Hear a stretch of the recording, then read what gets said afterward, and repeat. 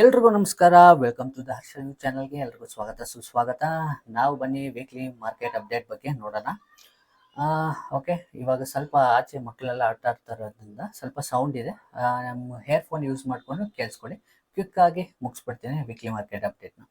Okay, weekly ಮಾರ್ಕೆಟಲ್ಲಿ ನಾವು Nifty 50 first ನೋಡೋಣ. ನಿಫ್ಟಿ 50 ಏನಂತಂದರೆ, ನಾನು ಲಾಸ್ಟ್ 3 ವಾರದಿಂದ ಈ ಸಪೋರ್ಟ್ ಲೆವೆಲ್ ಹೇಳಿದ್ದೆ, 1 2 ಇದು ಮೂರನೇ, ಈ ಥರ್ಡ್ ವೀಕ್ ಬಂದುಬಿಟ್ಟು ಈ ಮೇಜರ್ ಸಪೋರ್ಟ್ನ ಬ್ರೇಕ್ ಮಾಡಿ ಏನಾಗಿದೆ, ಮಾರ್ಕೆಟು ಡೌನ್ ಸೈಡಲ್ಲಿ ಬಂದಿದೆ. ಇದು ಫರ್ದರ್ ಇಲ್ಲಿ ಬ್ರೇಕ್ ಆದರೆ ಕೆಳಗಡೆ ಹೋಗೋ ಚಾನ್ಸಸ್ ಅತಿ ಹೆಚ್ಚು ಅಂತ ಹೇಳಿದೆ. ಆದರೆ ನಾವು ಒಂದು ಇಂಪಾರ್ಟೆಂಟ್ ವಿಷಯ ನೋಡಬೇಕಾಗುತ್ತೆ. ಫಸ್ಟ್ ಮಂತ್ಲಿ ಕ್ಯಾಂಡಲಲ್ಲಿ ಹೋಗಿ ನೋಡಿದಾಗ ಮಾರ್ಕೆಟ್ ಬಂದುಬಿಟ್ಟು ಇವಾಗಲವರೆಗೂ ಮಂತ್ಲಿ ವೈಸ್ ನೋಡಿದಾಗ ಮಾರ್ಕೆಟ್ ಅಪ್ ಟ್ರೆಂಡಲ್ಲೇ ಇದೆ.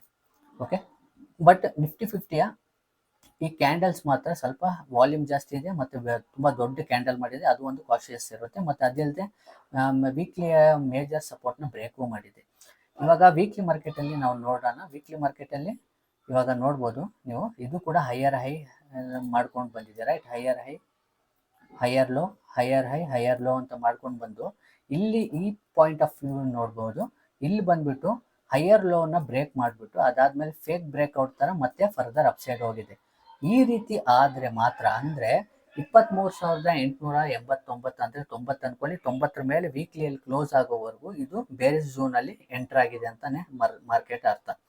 ಇವಾಗ ಮಾರ್ಕೆಟ್ ಎಲ್ಲಿವರೆಗೂ ಹೋಗ್ಬೋದು ಅಂತ ನೋಡೋಣ.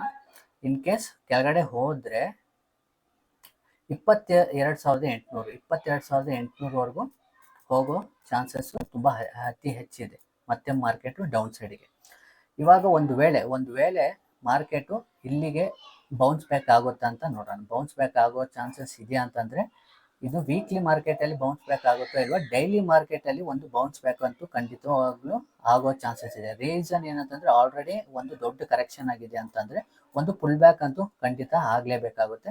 ಈ ಪುಲ್ ಬ್ಯಾಕ್ ಫೇಕ್ ಆಗಿರ್ಬೋದು. ಏನಕ್ಕೆ ಅಂತಂದರೆ, ಈ ಪುಲ್ ಬ್ಯಾಕ್ ಬಂದುಬಿಟ್ಟು ನಿಮ್ಮನ್ನು ಟ್ರ್ಯಾಪ್ ಮಾಡೋ, ರೀಟೇಲ್ಸ್ನ ಟ್ರ್ಯಾಪ್ ಮಾಡೋ ಅವಶ್ಯಕತೆ ಇರೋ ಥರ ಕಾಣಿಸ್ತಾ ಇದೆ. ಬಟ್ ಎಕ್ಸಾಕ್ಟ್ಲಿ ಯಾವಾಗ ನಮಗೆ ಇದು ಕನ್ಫರ್ಮೇಷನ್ ಆಗುತ್ತೆ ಇದು ಬೇರಿಶಿಂದ ಬುಲ್ಲಿಶ್ ಟರ್ನ್ ಆಗಿದೆ ಅಂತಂದರೆ, ಈ ಲೆವೆಲ್ನ ಬಂದ್ಬಿಟ್ಟು ವೀಕ್ಲಿಯಲ್ಲಿ ಬ್ರೇಕ್ ಮಾಡಿ ಕ್ಲೋಸಿಂಗ್ ಕೊಡಬೇಕಾಗುತ್ತೆ. ವೀಕ್ಲಿಯಲ್ಲಿ ಇಲ್ಲಿ ಬಂದ್ಬಿಟ್ಟು ಒಂದು ಗ್ರೀನ್ ಕ್ಯಾಂಡಲ್ ಕ್ಲೋಸ್ ಆದರೆ ಮಾತ್ರ ಇದು ಫರ್ದರ್ ಮತ್ತೆ ಅಪ್ಸೈಡ್ ಹೋಗೋ ಚಾನ್ಸಸ್ ಇದೆ ಅಂತ. ಇಲ್ಲಂತಂದರೆ ಮತ್ತೆ ಮೇಲೆ ರೀತಿ ಹೋಗಿ ಕೆಳಗಡೆ ಬರೋ ರೀತಿ ಚಾನ್ಸಸ್ ಇದೆ.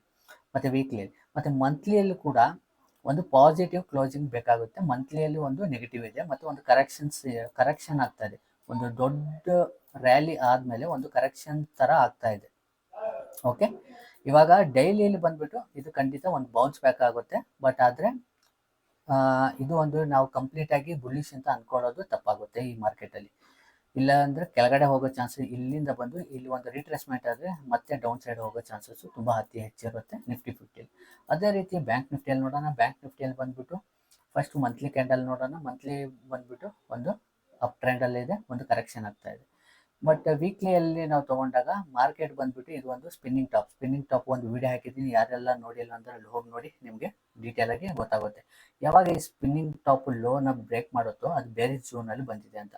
ಬಟ್ ಆದರೆ ಇಂಪಾರ್ಟೆಂಟ್ ಒಂದು ಸಪೋರ್ಟ್ ಝೋನಲ್ಲಿ ಇದು ನಿಯರೆಸ್ಟ್ ಇರೋದ್ರಿಂದ ಎಷ್ಟಿದೆ, 49,600 ಒಂದು ಸಪೋರ್ಟ್ ಲೆವೆಲಲ್ಲಿದೆ. 600 700, ಓಕೆ 600, 49,600ವರೆಗೂ ಡೌನ್ ಬಂದು ಮತ್ತೆ ಹೋಗೋ ಚಾನ್ಸಸ್ಸು ತುಂಬ ಇದರಲ್ಲಿ ಕೂಡ ಕಾಣಿಸ್ತಾ ಇದೆ.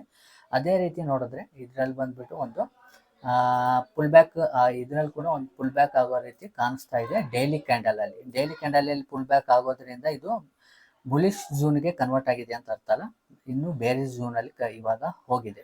ಇವಾಗ ನಾವು ಡೌನ್ ಸೈಡಲ್ಲಿ ತುಂಬ ಕಾಶಿಯಸ್ ಆಗಿ ನೋಡಬೇಕಾಗಿರೋದು ಇಂಪಾರ್ಟೆಂಟ್ ಆಗುತ್ತೆ ನಿಫ್ಟಿ 50 ಮತ್ತು ಬ್ಯಾಂಕ್ ನಿಫ್ಟಿಯಲ್ಲಿ ಕೂಡ. ಮತ್ತು ನಾನು ಕೆಲವೊಂದು ಬಂದುಬಿಟ್ಟು ಕೆಲವೊಂದು ಸ್ವಿಂಗ್ ಸ್ಟಾಕ್ಸ್ನ ಹೇಳಿದೆ. ಇವೆಲ್ಲ ಬಂದುಬಿಟ್ಟು ನಾನು ಡೈಲಿ ಕ್ಯಾಂಡಲ್ಲಿ ಸ್ವಿಂಗಲ್ಲಿ ತೊಗೊಂಡಿರೋದು.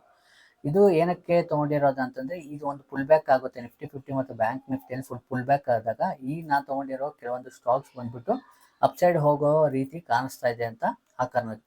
ಬಟ್ ನಾನು ಇಲ್ಲಿ ಒಂದು ಮಿಸ್ಟೇಕ್ ಮಾಡಿದ್ದೀನಿ. ಅದೇನಂತಂದರೆ, ನಾನು ನವೆಂಬರ್ ಎಕ್ಸ್ಪೈರಿದು ತೊಗೊಂಡಿದ್ದೀನಿ. ರೀಸನ್ ಏನಂತಂದರೆ, ನಾನು 14ನೇ ತಾರೀಕು ತೊಗೊಂಡಿದ್ದು. ಇದೇನಾಗಿದೆ, 15ನೇ ತಾರೀಕು ನನಗೆ ಹಾಲಿಡೇ ಅಂತ ನನಗೆ ಗೊತ್ತಿರಲಿಲ್ಲ ಅದು. ಓಕೆ, ನನಗೆ ಅದರ ಇದನ್ನೇ ಗೊತ್ತಾಗಲಿಲ್ಲ 15ನೇ ತಾರೀಕು ಹಾಲಿಡೇ ಇದೆ ಅಂತ. ಅದಾದಮೇಲೆ 20ನೇ ತಾರೀಕು ಮತ್ತೆ ಎಕ್ಸ್ಚೇಂಜ್ ಹಾಲಿಡೇ ಇದೆ. ಕಾರಣ ಏನಂತಂದರೆ ಮಹಾರಾಷ್ಟ್ರದಲ್ಲಿ ಏನೋ ಎಲೆಕ್ಷನ್ ಇದೆ ಅಂತ ಎಕ್ಸ್ಚೇಂಜ್ ಹಾಲಿಡೇ ಕೊಟ್ಟಿದ್ದಾರೆ. ಇವಾಗ ನನಗೆ ವೀಕ್ಲಿಯಲ್ಲಿ ನಾನು ನೆಕ್ಸ್ಟ್ ವೀಕ್ ಒಳಗಡೆ ಎಕ್ಸ್ಪೈರಿ ಒಳಗಡೆ ಎಕ್ಸಿಟ್ ಆಗಬೇಕಾಗುತ್ತೆ. ಆ ಕಾರಣಕ್ಕೋಸ್ಕರ ಏನು ಮಾಡ್ತೀನಿ, ಮಂಡೇ ಬಂದುಬಿಟ್ಟು ನಾಳೆ ಇದು ಒಂದು ನಾನು ತೊಗೊಂಡಿರೋದು ಒಂದು ಫುಲ್ ಬ್ಯಾಕ್ ಬಂದಾಗ ನಾನೇನು ಮಾಡಿಬಿಡ್ತೀನಿ, ನವೆಂಬರ್ನ ಎಕ್ಸಿಟ್ ಮಾಡಿಬಿಟ್ಟು ಡಿಸೆಂಬರ್ ಎಕ್ಸ್ಪೈರಿನ ಎಂಟ್ರಿ ಮಾಡ್ಕೊಳ್ತೀನಿ. ಇಲ್ಲಿ ನೋಡಿ, ಕೆಲವೊಂದು ಸರ್ತಿ ನಾವು ಕೂಡ ನಮಗೆ ಗೊತ್ತಿಲ್ಲದಂಗೆ ಮಿಸ್ಟೇಕ್ ಮಾಡೇ ಮಾಡ್ತೀವಿ. ಎಷ್ಟೇ ನಾಲೆಜ್ ಇದ್ದರೂ ಕೂಡ ನೋಡಿ ಮಿಸ್ಟೇಕ್ ಆಗುತ್ತೆ.